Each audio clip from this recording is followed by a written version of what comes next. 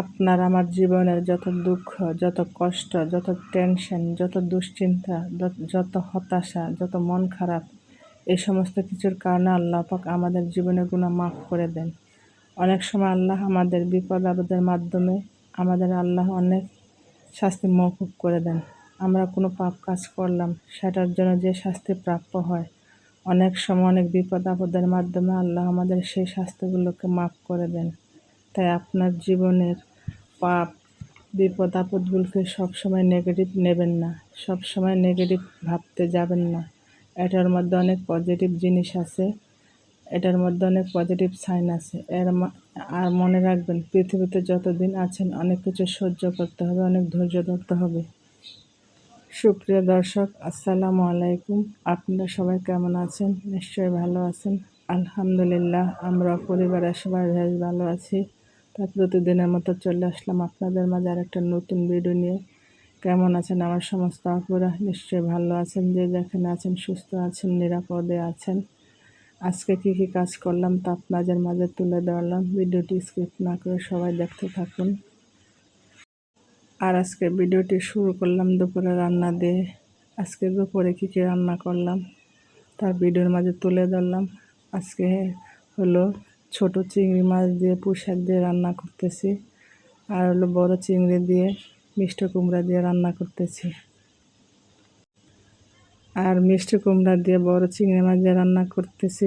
আর রান্না করার পর খেয়ে তো সবাই ঘরে অনেক খুশি, অনেক মজা হয়েছে। আর এদিকে ছোট চিংড়ি দিয়ে পুঁই শাক দিয়ে রান্না করতেছি, তাও অনেক ভালো হয়েছে।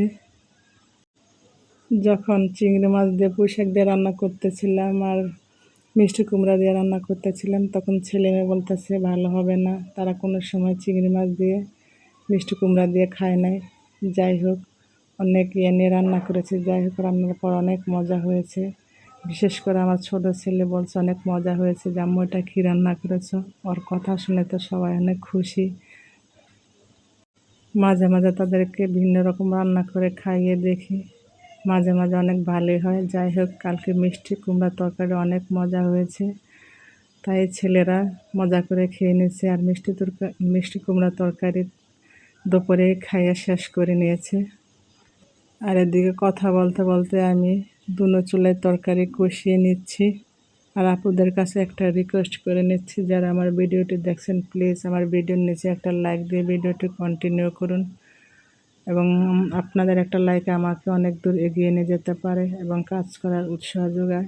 আর আমার কথার মধ্যে কোনো ভুল ত্রুটি হলে আমাকে ক্ষমা করে দিবেন।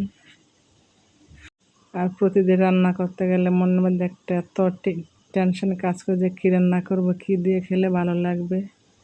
যাই হোক, যত জল্পনা কল্পনা শেষ করে রান্না বান্না করতে হয়। এদিকে আমার মিষ্টি কুমড়া রান্না হয়ে গেছে। আর এদিকে আমার ছেলে বাসায় মাদ্রাসা থেকে আসলে, আমার ছেলে মাশাআল্লাহ অনেক কাজ করে। যে ওর কাপড় চোপড় ভিজিয়ে রাখছি, আর নিজে গোসল করার কাপড় চোপড় ধুয়ে নিচ্ছে। আর আমাকে বলছে আম্মু একটু ভিডিও করো। যাই হোক, আমার ছেলে কাপড় চোপড় ধুয়ে নিচ্ছে। আর দুপুরে অফ ক্যামেরায় খাওয়ার পর 2-3 ঘন্টা আরাম করে নিয়েছে। এখন আসরের পর ওকে মাদ্রাসায় দেওয়ার জন্য নিয়ে যাচ্ছি। আর এখন দোকান থেকে কিছু খাবার ওকে কিনে দেওয়ার জন্য দোকানে নিয়ে গেলাম। এখন যা যা দরকার খাবার তা কিনে নিয়েছে। এখন মাদ্রাসা দেওয়ার জন্য মাদ্রাসা চলে আসলাম। মনটা খুবই খারাপ, কারণ এই মাসে অনেক দিন ছুটি কাটাচ্ছে ঈদের। সব বাচ্চারাই বাসায় আসলে খুব খুশি হয়, কিন্তু যাওয়ার সময় একটু মনটা খারাপই লাগে। আমার খুব খারাপ লাগছে, কারণ কতদিন আমার ছেলে বাসায় ছিল। যাই হোক, আমার ছেলে মেয়ের জন্য দোয়া করবেন। আমিও সবার জন্য দোয়া করি, আল্লাহ পাক যাতে সবাইকে ভালো রাখে, সুস্থ রাখে, নিরাপদে রাখে। আর আমার 2 ছেলেকে হাফেজ বানাইতে চাই। আল্লাহ পাক যাতে আমার মনের আশা পূরণ করে, সবাই দোয়া করবেন। আমিও সবার জন্য দোয়া করি। আর এদিকে ছেলেকে মাদ্রাসা দিয়ে আসার সময় একটু ফুচকাওয়ালার দোকানে গেলাম। ফুচকাওয়ালার দোকান থেকে ফুচকা নিয়ে বাসায় চলে আসলাম। আর সন্ধ্যার সময় অফ ক্যামেরায় ফুচকা নাস্তা করে নিয়েছি। এখন আমার ছোট ছেলেকে মেহেন্দি পরিয়ে দিচ্ছে আমার মেয়ে।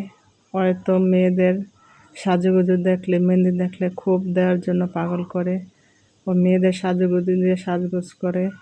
এখন বলতেছে আমাকে মেহেন্দি দিয়ে দাও, তাই মেয়ে তাকে মেহেন্দি পরিয়ে দিচ্ছে। আর কত রকমের বায়না করছে, আর কত রকম কষ্ট করে মেহেন্দিটা পরিয়ে দিচ্ছে। কতক্ষণ এরকম ওইরকম করে, কতক্ষণ বন্ধ রাখে, তারপর মেহেন্দি দেয়।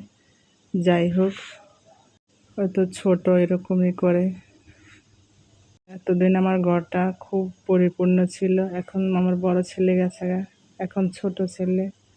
যাই হোক, ছেলে মেয়ে না থাকলে দুনিয়াতে কোনো দাম নাই।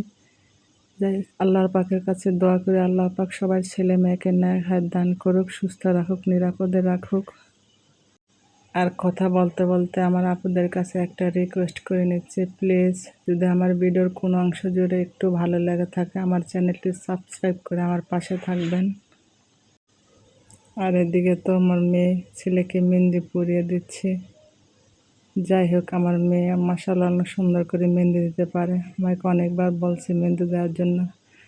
এখন আর ওরকম মন মানসিকতা নাই যে ঈদ আসলে মেহেন্দি দিতাম। বয়সের সাথে সাথে সব কিছু এখন পাল্টে গেছে। যাই হোক, একটা সময় অনেক খুশি লাগতো ঈদ আসলে মেহেন্দি দেবো, নতুন জুতা পরবো, জামা পরবো, এই আর কি। এখনও মাঝে মাঝে মনে হয় একটু মেহেন্দি দেই, কিন্তু সংসারে কাজের চাপে, ঝামেলার চাপে আর দিতে পারি না, তারপর নামাজ পড়তে হয়। যাই হোক, কথা বলতে বলতে আমি ভিডিওটির শেষ পর্যায়ে চলে এসেছি। অসংখ্য ধন্যবাদ সবাইকে। আল্লাহ হাফেজ, আসসালামু আলাইকুম।